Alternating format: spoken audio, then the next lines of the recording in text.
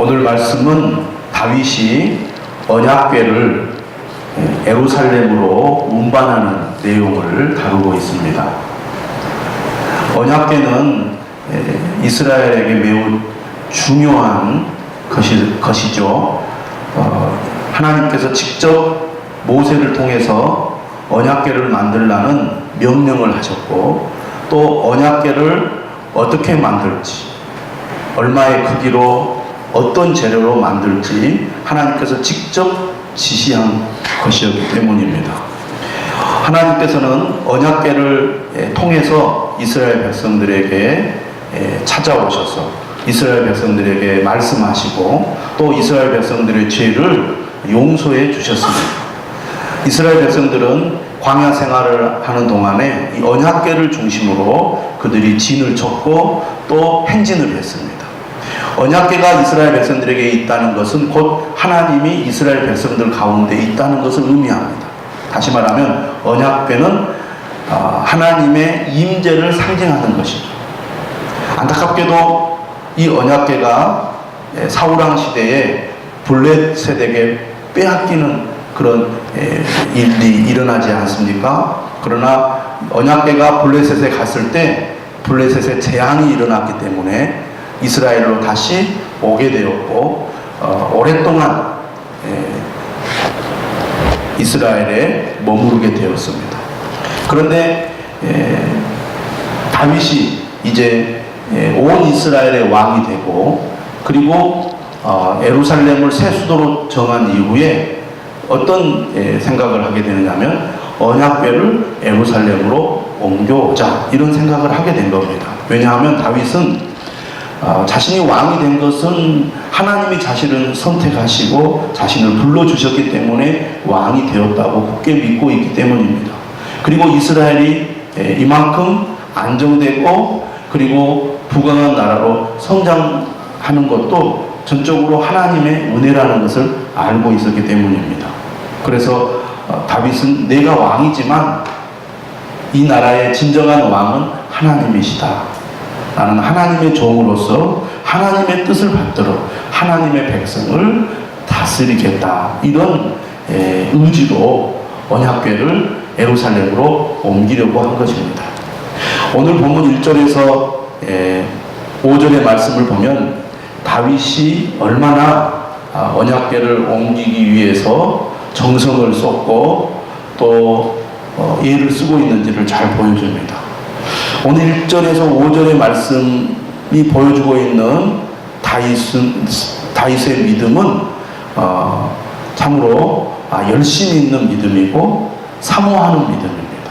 다윗은 하나님을 믿는데 대충 적당히 믿지 않고 정말 열심을 다하여 하나님을 믿습니다.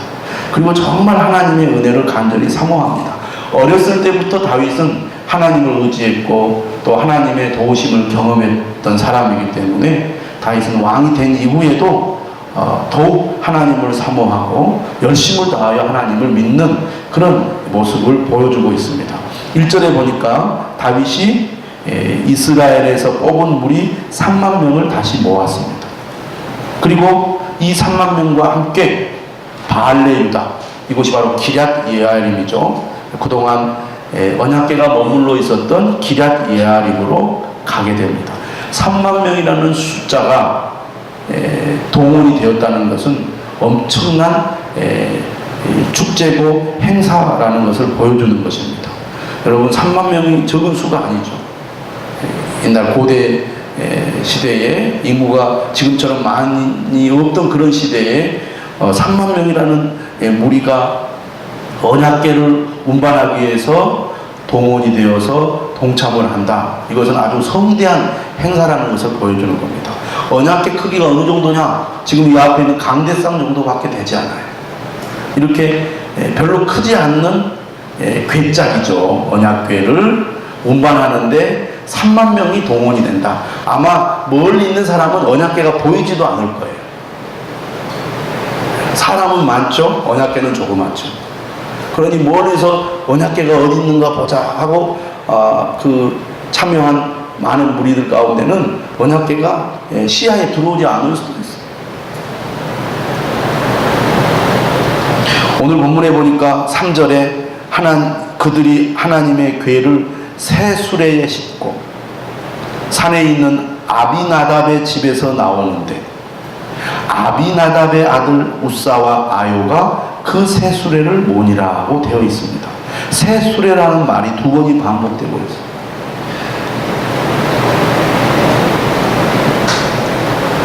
블레셋의 이 언약궤를 빼앗겼을 때 이 언약궤가 다시 돌아오는 과정에서 무엇이 사용되었느냐면 수레가 사용되었습니다. 이스라엘 백성들은 주로 어깨에 메고 언약궤를 운반했죠. 그런데 수레에 운반하니까 훨씬 더 보기가 어떻습니까? 더 폼이 나죠. 더 신식이고 그것도 한 번도 사용해보지 않는 새 수레를 사용해서 언약궤를 운반한다. 나름대로 정성을 다해서 하나님 앞에 보여주는 그런 것이라고 하겠습니다. 5절에 보니까 이런 말씀이 있어요.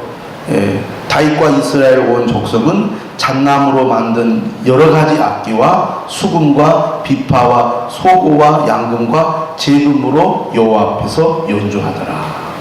그러니까 이 언약궤를 운반하는데 새 수레에 싣습니다. 소들이 앞에서 수레를 몰아요. 그리고 그 주변에는 3만 명이나 되는 수많은 인파가 이 언약궤 운반하는데 함께 동참을 합니다. 엄청난 인파를 이루고 있는 것이죠. 거기에다가 여러 가지 악기로 연주를 하면서 운반을 하는 거예요. 그러니까 얼마나 그 행진하는 모습이 웅장하고 화려했겠습니까? 아마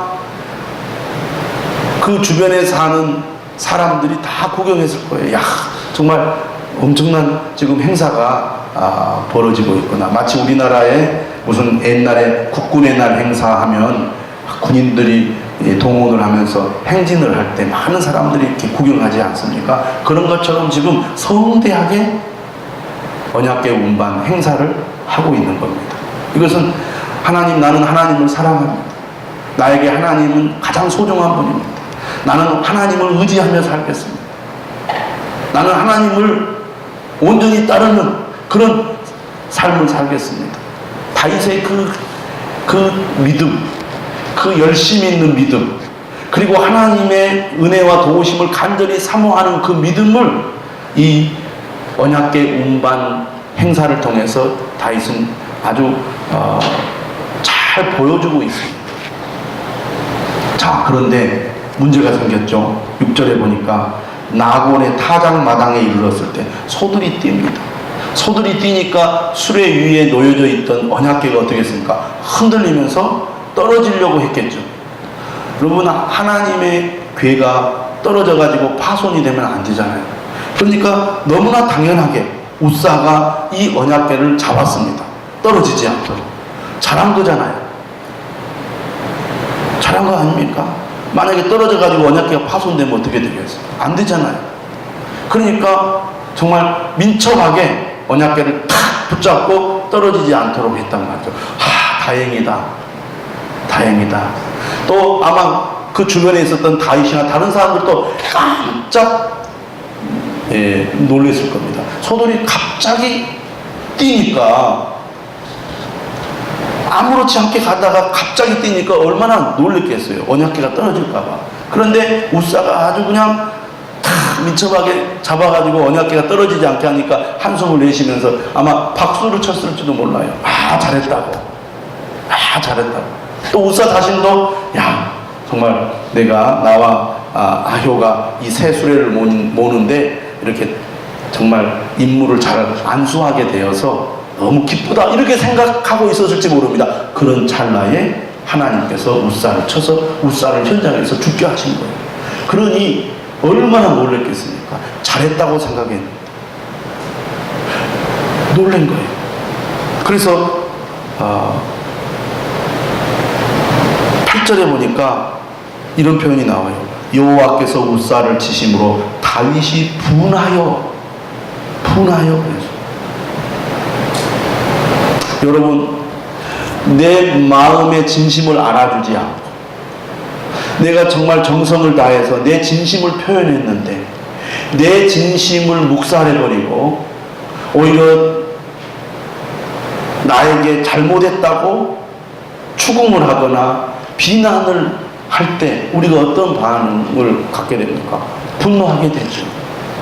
여러분, 우리가 교회에서 내가 정말 누가 보든 안 보든 정말 열심히 교회를 섬기고 주님을 섬긴단 말이에요. 그런데 내가 그렇게 마음을 다하여 진실하게 교회를 섬기고 주님을 섬기는데 왜 그렇게 하느냐고,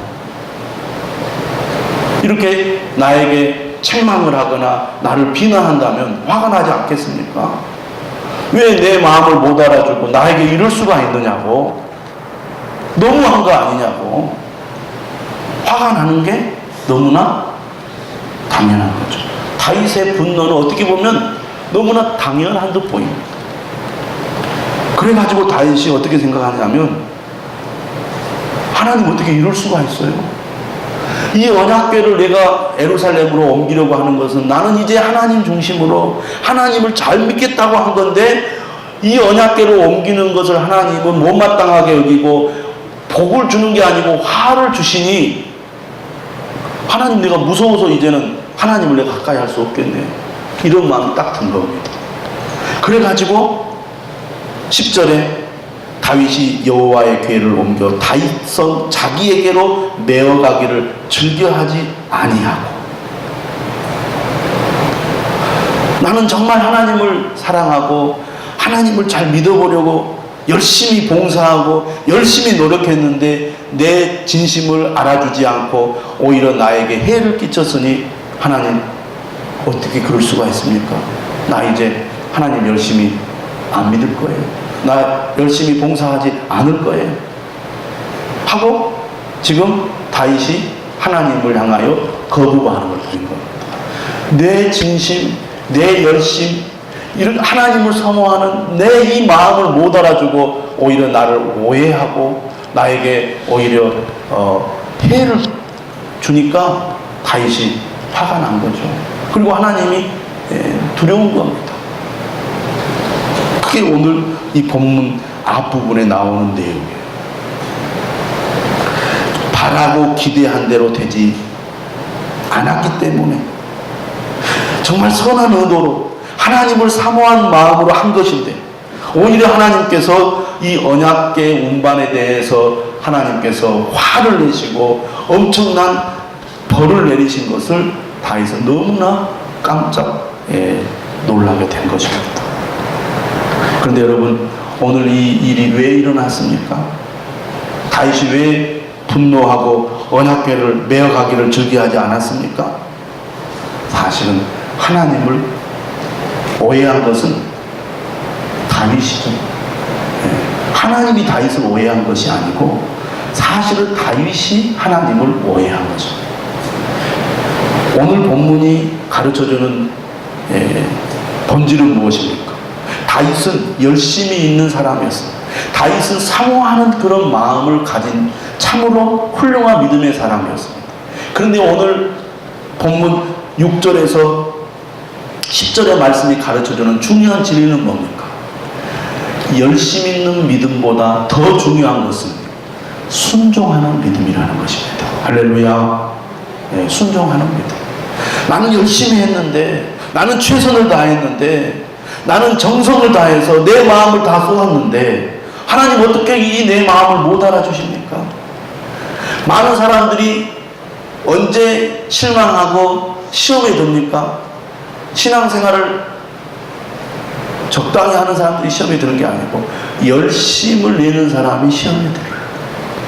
물론 여러 가지 이유가 있겠지만 우리가 하나님의 말씀을 잘 몰라서, 하나님의 말씀을 오해해서, 하나님의 기쁘신 뜻을 잘 깨닫지 못해서 시험에 드는 경우도 많다는 것입니다.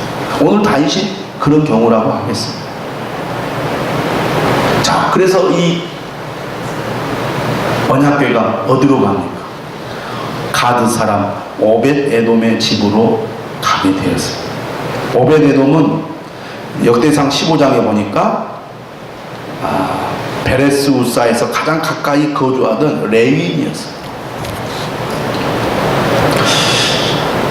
아마 그곳에 오벳에돔만 레이는 아니었을 거예요. 상상을 한번 해봅니다. 여러분, 언약궤 때문에 아비나답의 아들이 죽었단 말이에요. 자, 이걸 이제 다윗이 예루살렘으로 가지고 가는 것을 지금 꺼려했단 말이죠. 어디다 보관을 해야 되잖아요. 자, 그런데 이제 A라는 레인에게 부탁을 이야기를 합니다. 당신이 이 언약궤를 맡아야 되겠어. 그러자, 아이고, 우리 집은 비좁고 더러워서 우리 집에다 보관을 못 하겠는데요. 거절을 해. 그럼 B, 당신이 언약궤를 맡아. 아이고, 우리 집은 사람이 많아가지고 언약궤를 모시고 싶어도 우리 집은 모실 형편이 안 됩니다. 아마 여러 사람들이 거절했을지 모릅니다. 어떻게 하다 보니까 어쩔 수 없이 누가 맡게 되었느냐? 오벳에돔이 맡았을 수도 있습니다. 다른 사람들이 안 맡은다고 합니다. 또 이제 왕이 또는 이제 높은 사람들이 당신 내인이니까 당신이 맡아. 꺼림직하지 마. 혹시 우리 집에 옮겨놨다가 혹시 우리 자식이 죽으면 어떨까 하는 그런 두려움이 있었을지도 모릅니다. 깨림직하면서도 또 불안한 마음으로 옮겨왔어요. 그런데 놀라운 일이 일어납니다. 이 언약궤가 오벳에돔의 집에 있는데 하나님께서 그 집에 언약궤가 있는 동안에 복을 주시는데 3개월 동안 하나님이 엄청난 복을 주신 거예요. 어떤 복을 주셨는지 내용은 나오지 않지만 11절에 보니까 여호와의 궤가 가드 사람 오벳에돔의 집에 석 달을 있는데 여호와께서 오벳에돔과 그의 온 집에 복을 주시니라. 얼마나 큰 복을 주셨든지 그 소문이 어디까지 들려요? 예루살렘에 있는 다윗의 궁궐에까지 소문이 들려서 다윗이 그 소식을 듣게 된 것입니다. 그러니까 복이 조금만 임해가지고는 그 소문이 안 났겠죠. 복이 크게 임하니까 소문이 궁궐에까지 들리고 다윗에게까지 들린 거예요.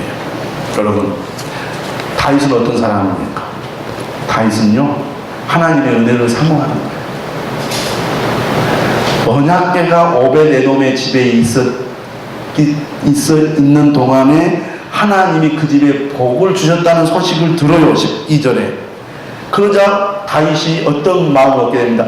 야, 언약궤가 문제가 아니구나. 우리가 언약궤를 운반하는 것 그 자체가 문제가 있어서 우리에게 화가 임한 게 아니구나.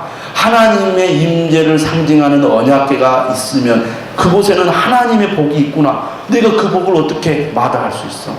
내가 어떻게 그 복을 모른 채 하고 놓쳐버릴 수 있어? 그 복을 내가 붙잡아야지 하고 다윗이 언약궤를 다시 가지러 가게 됩니다. 그러면서 왜 우리가 3개월 전에는 언약궤를 운반하는 과정에서 문제가 발생했는가? 원인을 찾았어요. 오늘 본문은 나오지 않지만 역대상 15장에는 이런 말씀이 있습니다. 역대상 15장 12절에 다윗이 이 제사장과 이 레위인의 대표들을 불러요. 8사람을. 그리고 그들에게 이렇게 말합니다. 너희는 레위 사람의 지도자이니 너희와 너희 형제는 몸을 성결하게 하고 내가 마련한 곳으로 이스라엘의 하나님 여호와의 궤를 메어 올리라. 전에는 너희가 매지 아니하였으므로 우리 하나님 여호와께서 우리를 찢으셨으니 이는 우리가 규례대로 그에게 구하지 아니하였습니다. 언약궤는 반드시 채로 꿰어서 어깨에 메어야 합니다. 누가? 레위인들이. 그래서 이 언약궤를 함부로 손으로 만지면 안 돼요. 왜? 그것은 거룩한 것이기 때문에. 그런데 그것을 몰랐어요. 다시 말하면 다윗은 하나님의 말씀에 무지했기 때문에 열심은 있었고 사모함은 있었는데 언약궤 운반에는 실패한 것이죠. 그런데 그 실패를 교훈 삼아서 왜 실패했는지 그 원인을 알았어요. 그리고 그 하나님의 말씀을 알고 그 말씀대로 그대로 다윗은 순종을 했습니다. 다윗의 이대함은 어디 있습니까? 잘못했을 때 무엇이 잘못했는지 원인을 알아내어서 그 잘못을 고쳤다는데 다윗의 위대함이 있습니다. 여러분, 우리가 다 죄를 지을 수 있고 다 실수할 수 있고 잘못할 수 있습니다. 그런데 자존심이 세가지고 하나님은 내 마음도 못 알아주고 내 진심도 못 알아주고 그럴 수가 있느냐고 이렇게 다 등을 돌리고 하나님을 대적하는 것은 그것은 옳은 것이 아니죠. 하나님, 제가 정말 하나님 말씀을 몰라서 이렇게 잘못하고 실수했습니다. 이제 그 잘못을 버리고 하나님의 말씀대로 순종하겠습니다. 이렇게 자신의 잘못을 고치는 사람이 위대한 사람인 거죠. 다윗은 그런 사람이었어요. 열심보다 중요한 것은 순종이라는 것이죠. 그래서 여러분, 사무엘상 15장 22절에서 23절에 뭐라고 말합니까? 순종이 제사보다 낫고 듣는 것이 순양의 기름보다 나으니 이는 거역하는 것은 정치는 죄와 같고 완고한 것은 사신 우상에게 절하는 죄와 같으니라. 여러분, 사울이 하나님께 버림받은 이유가 무엇입니까? 불순종했기 때문입니다. 순종이 얼마나 중요한가를 사무엘상은 잘 보여주고 있지 않습니까? 그런데 다윗이 똑같이 하나님의 말씀에 불순종한다면 다윗은 하나님께 쓰임 받을 수 없게 될 것입니다. 그렇기 때문에 다윗이 하나님의 말씀에 순종하는 사람이 될 수 있도록 언약궤 운반 과정에서 잘못된 것을 하나님이 바로 잡으신 것입니다. 여러분, 그러므로 순종하는 믿음이 중요합니다.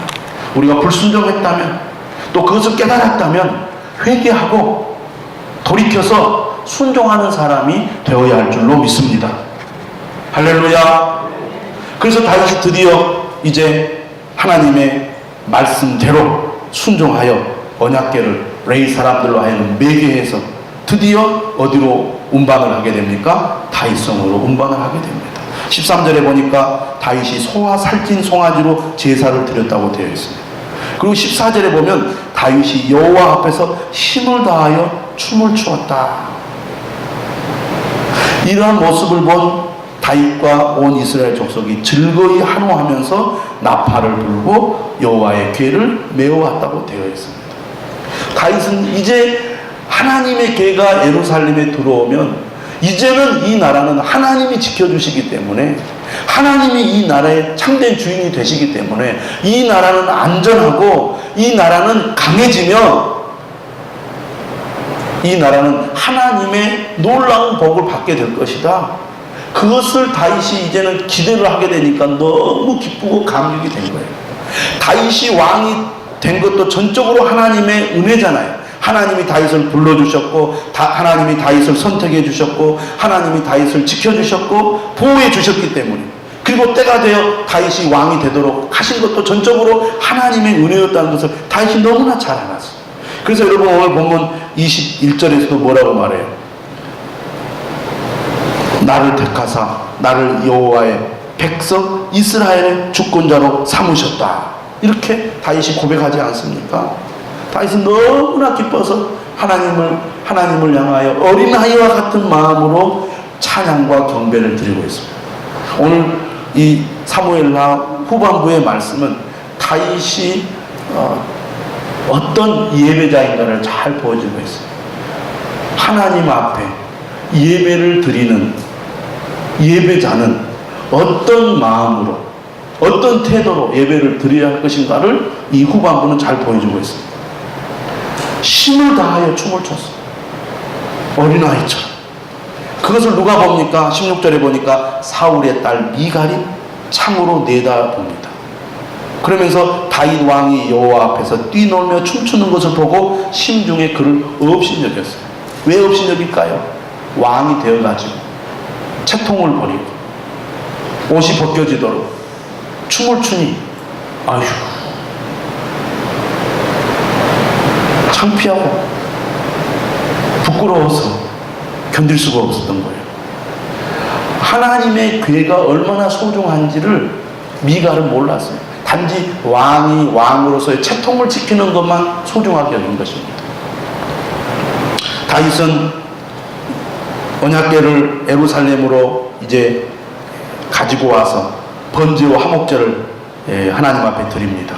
그리고 백성에게 축복하고 모든 백성에게 떡과 고기와 건포도를 나누어 준 다음에 각기 집으로 돌아가게 하죠. 그리고 다윗이 가족에게 축복하러 집으로 궁궐로 돌아왔을 때 사울의 딸 미갈이 나와서 이렇게 얘기합니다. 이스라엘 왕이 오늘 어떻게 영화로우신지, 방탕한 자가 염치 없이 자기의 몸을 드러내는 것처럼 오늘 그의 신복의 계집종의 눈앞에서 몸을 드러내셨도다.